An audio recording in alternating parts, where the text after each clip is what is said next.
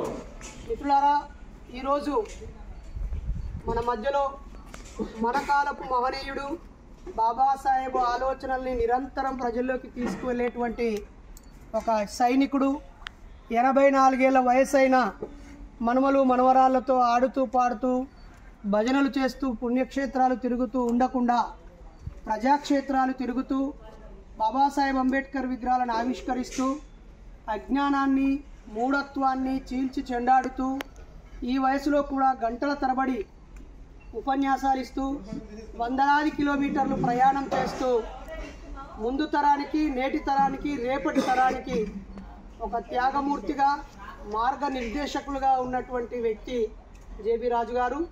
ఆయన ఒక ఛానల్కి సలహాదారులు, ఒక కోఆపరేటివ్ సొసైటీకి సలహాదారులు, ఒక పత్రికకి సలహాదారులు, అనేక ప్రజా సంఘాలకి గౌరవ అధ్యక్షులు, అనేక సంఘాలకి సలహాదారులు. ఇప్పుడున్న వారిలో పూలే అంబేద్కరిస్టు ఎవరైనా నలుగురిలోకి వచ్చిన ఏ వ్యక్తికైనా తెలియని మనిషి ఉన్నారంటే వాళ్ళు నలుగురు సమాజంలోకి వచ్చిన వాళ్ళు కాదు అని అర్థం.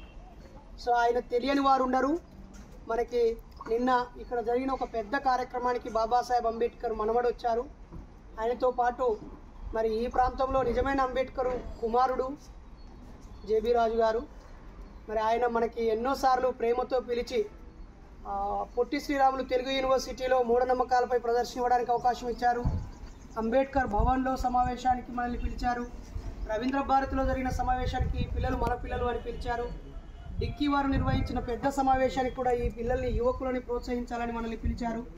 ఎక్కడెక్కడో అంబేద్కర్ విగ్రహ ఆవిష్కరణలు ఉన్న ఈ కుర్రవాడు బాగా మాట్లాడుతున్నాడు, మూఢనమ్మకాలను వదిలిపెట్టాలి, ఈ పిల్లలే నిజంగా మనకు వారసులు అని మమ్మల్ని నిరంతరం ప్రోత్సహించేటువంటి వ్యక్తి.